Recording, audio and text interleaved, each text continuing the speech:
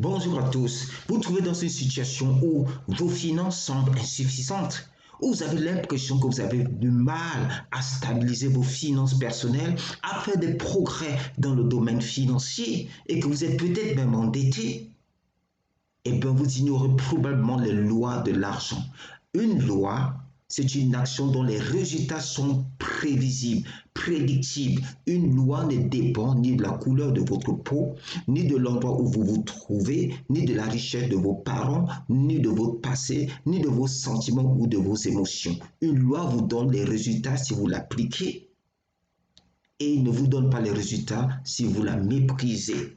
Voilà pourquoi c'est essentiel en ce qui concerne les finances de connaître les lois de l'argent.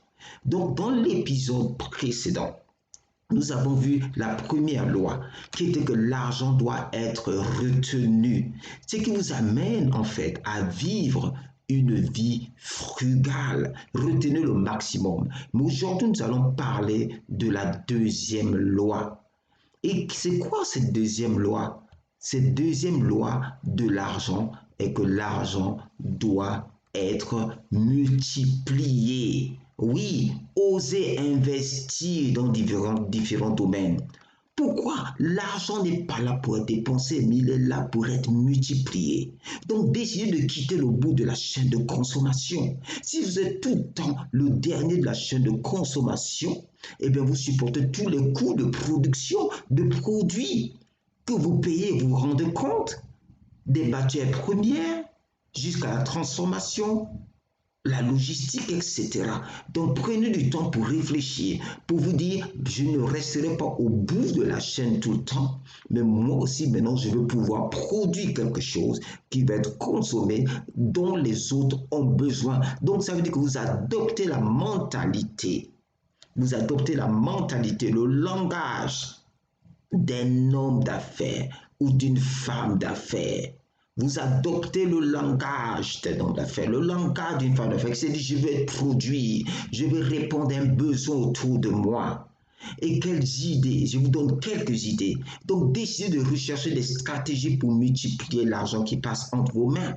Par exemple, proposer un service payant dans les 7 jours ou proposer un produit à revendre.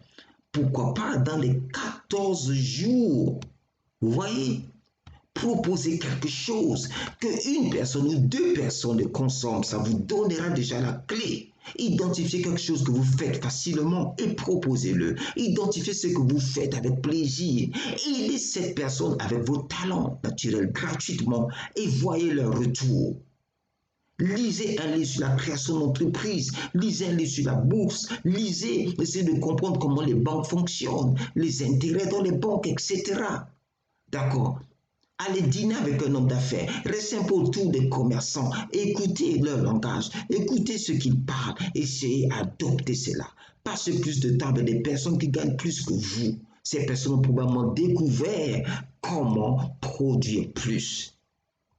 Alors je vous invite aujourd'hui, une des choses que vous pouvez faire, c'est de vous abonner déjà à notre newsletter 5 pas de fourmi pour atteindre la paix financière. Dès que vous rentrez cette adresse qui s'affiche ici, vous viendrez sur une page dont on vous demandera juste votre email et votre prénom. Vous rentrez et vous allez recevoir gratuitement des vidéos et du matériel. Vous pouvez aussi vous rendre sur Amazon et vous procurer en version Kindle numérique ou sur Lulu en version papier le livre 10 pratiques pour maîtriser vos finances personnelles.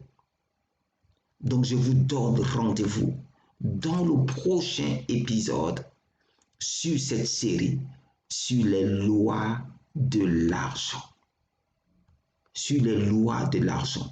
Et la prochaine loi que nous allons porter, c'est développer votre sagesse en intelligence financière. Je vous donne rendez-vous dans le prochain épisode. À bientôt.